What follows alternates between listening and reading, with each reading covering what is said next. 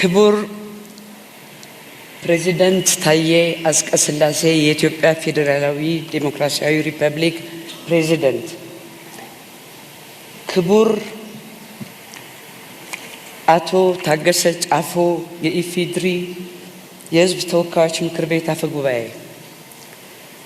ክቡር አቶ አገኘሁ ተሻገር የፌዴሬሽን ምክር ቤት አፈ ጉባኤ፣ ክቡር አቶ ቴዎድሮስ ምህረት የጠቅላይ ፍርድ ቤት ፕሬዝዳንት፣ ክቡር አቶ ተመስገን ጥሩነህ የኢፌዴሪ ምክትል ጠቅላይ ሚኒስትር፣ ክቡር አቶ አዳም ፋራህ በምክትል ጠቅላይ ሚኒስትር ማዕረግ የብልጽግና ፓርቲ ምክትል ፕሬዝዳንት፣ ክቡር ዶክተር ሙላቱ ተሾመ የቀድሞ የኢፌዴሪ ፕሬዝዳንት፣ Your Excellency Uhuru Kenyatta, former President of Kenya, Your Excellency Olusegun Obasanjo, former President of Nigeria, Dr. ወርቅነህ ገበየሁ የኢጋድ ዋና ጸሐፊ፣ ክቡር የተከበራችሁ የክልል ርዕሳነ መስተዳድሮች፣ የተከበራችሁ የአዲስ አበባና የድሬዳዋ ከተማ አስተዳደር ከንቲባዎች፣ የተከበራችሁ ሚኒስትሮች፣ የተከበራችሁ የኢትዮጵያ ሀገራዊ ምክክር ኮሚሽን ኮሚሽነሮች፣ የተከበራችሁ አምባሳደሮችና ዲፕሎማቶች፣ የተከበራችሁ የኢትዮጵያ ሀገራዊ ምክክር ጉባኤ ተመካካሪዎች፣ ክቡራትና ክቡራን፣ በመጀመሪያ ይህንን ታሪካዊ ሀገራዊ እሴት ያለው ጉባኤ በስኬት አጠናቀን ለዚህ ታላቅ የምስራች ቀን በመብቃታችን ለመላው የኢትዮጵያ ሕዝብና በሂደቱ ውስጥ ንቁ ተሳትፎ ላደረጋችሁ በሙሉ እንኳን ደስ አላችሁ ለማለት እወዳለሁ።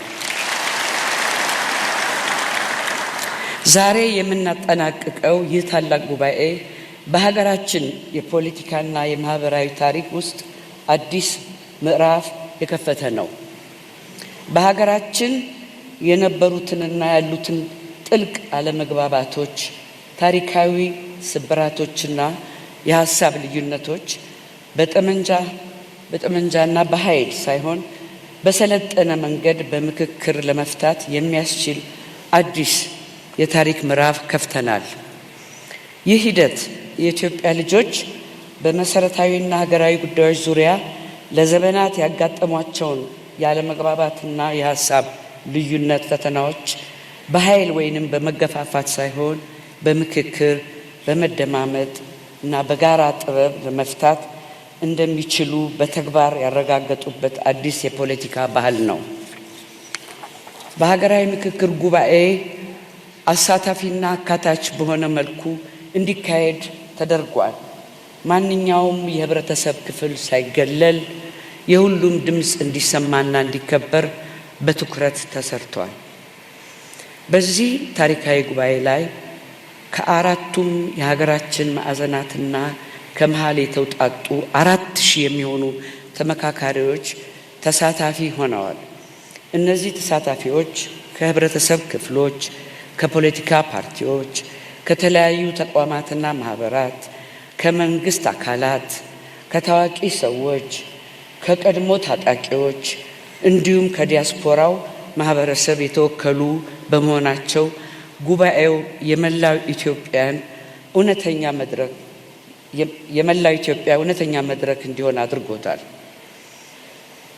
የተከበራችሁ የጉባኤው ተሳታፊዎች፣ ክቡራትና ክቡራን፣ ከሐምሌ 8 ቀን ጀምሮ ነሐሴ 16 2018 ድረስ እየተጠናቀቀ ባለው የኢትዮጵያ ሀገራዊ ምክክር ጉባኤ ሀገራችንን ወደፊት ለማሻገርና ዘላቂ መፍትሄ ለማምጣት በሚያስችሉ በ8 ዋና ዋና አጀንዳዎች ላይ ሰፊና ጥልቅ ምክክሮች ተካሂደዋል። እነዚህ አጀንዳዎች የሀገራችንን መሰረታዊ ችግሮችን የዳሰሱና ለነገዋ ኢትዮጵያ መሰረት የሚጥሉ ናቸው። በዋናነትም በሀገር ግንባታ፣ በመንግስት አወቃቀርና ቅርጽ፣ በፌዴራል ከተሞች፣ በሃይማኖት ጉዳዮች፣ በተቋማት ግንባታ፣ በማህበራዊና ኢኮኖሚያዊ እንዲሁም የአርሶ አደሮችና አርብቶ አደሮች ጉዳዮች፣ በሰላም ግንባታ፣ በሙስናና መልካም አስተዳደር አጀንዳዎች ዙሪያ ሰፋፊ ምክክሮች ተደርገዋል። በእነዚህ ጉዳዮች ላይ የተካሄደው ምክክር ቀላል አልነበረም። ልዩ ልዩ ሀሳቦች ተንጸባርቀዋል። የእይታ ልዩነቶች ተገልጸዋል። በአንዳንድ ጉዳዮችም ጥልቅ የሀሳብ ልዩነቶች ታይተዋል። ይሁን እንጂ የዚህ ጉባኤ ትልቁ ስኬት ሁላችንም በአንድ ሀሳብ መስማማታችን ብቻ ሳይሆን በሀሳብ ልዩነት ውስጥም ቢሆን እርስ በርስ መደማመጥ፣ መከባበር እና ለሀገራችን የተሻለ መፍትሄ በጋራ መፈለግ መቻላችን ነው። እነዚህን አጀንዳዎች መነሻ በማድረግ ኢትዮጵያን አሁን ካለችበት ፈተና አውጥተው ወደ ተሻለና አዲስ ምዕራፍ የሚያሻግሩ እጅግ የላቁና ጠቃሚ ምክር ሀሳቦች መፍለቅ ችለዋል። ለዚህ ታላቅ ስኬት የበቁት ተመካካሪዎች ላሳዩት ከፍተኛ ቁርጠኝነትና የሀገር ፍቅር ምስጋናችን ወሰን የለውም። ሙሉ አቅማችሁን፣ ጊዜያችሁን፣ እውቀታችሁን ለምክክሩ ሰጥታችሁ በኃላፊነት ተመካክራችኋል። ሀሳባችሁን በነፃነት ገልጻችኋል። የሌሎችንም ሀሳብ በትዕግስት አዳምጣችኋል። ከራሳችሁ አመለካከት በላይ የሀገርን የጋራ ጥቅም በማስቀደም ያሳያችሁት ኃላፊነት ለትውልድ የሚተላለፍ ትልቅ ምሳሌ ነው። ለዚህም ኢትዮጵያ ታመሰግናችኋለች። በእርግጥም ኢትዮጵያ ትላለች። ክብራትና ክብራን፣ በመጨረሻም ይህ ሀገራዊ ምክክር በዛሬው ዕለት ሲጠናቀቅ ትልቅ ውጤታችን የምክር ሀሳቦች ስብስብ ብቻ አይደለም። ከምንም በላይ በኢትዮጵያ ውስጥ የሚታዩ አለመግባባቶችንና የሀሳብ ልዩነቶችን በምክክር በውይይትና በመደማመጥ የመፍታት ባህል እንዲዳብር መሰረት የጣለ መሆኑ ነው። ከእንግዲህ ልዩነቶቻችን የመለያያ ሳይሆን የመበልጸጊያ፣ የመመካከሪያ አጀንዳዎችን የሚሆኑበት መንገድ አመላክቶናል።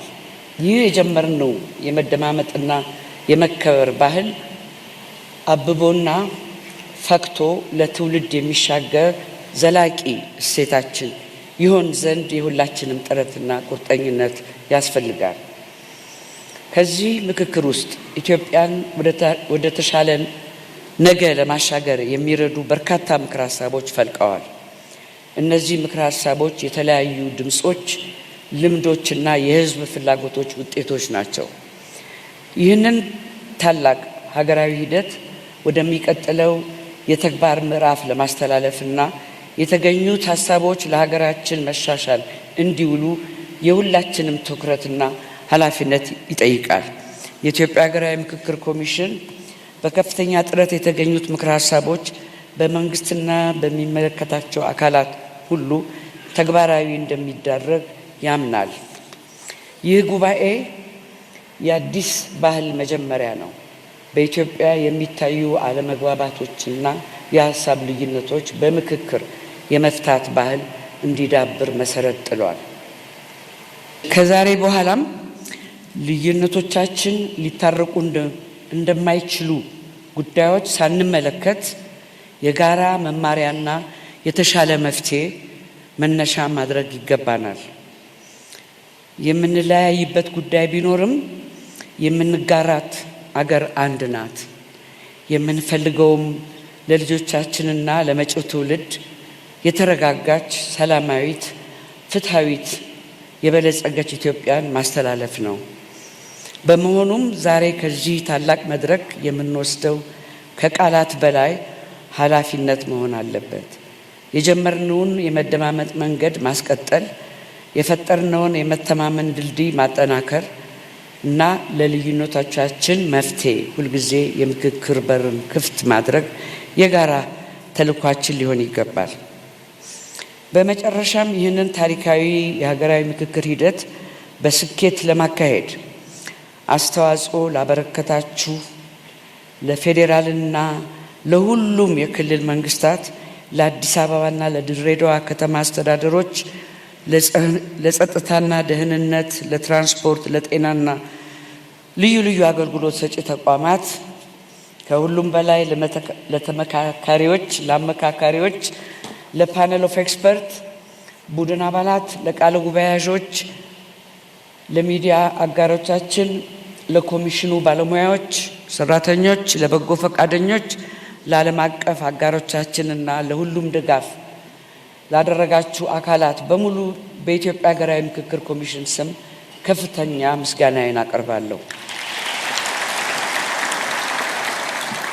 ከሁሉ በላይ ይህ የምክክር ሂደት እንዲሳካ ሁላችንንም የረዳንን ፈጣሪያችንን የኢትዮጵያ ብሔር ብሔረሰቦችና ሕዝቦች ከልብ እናመሰግናለን። ኢትዮጵያ በልጆቿ ምክክርና አንድነት ከፍ ብላ ትኑር። አመሰግናለሁ።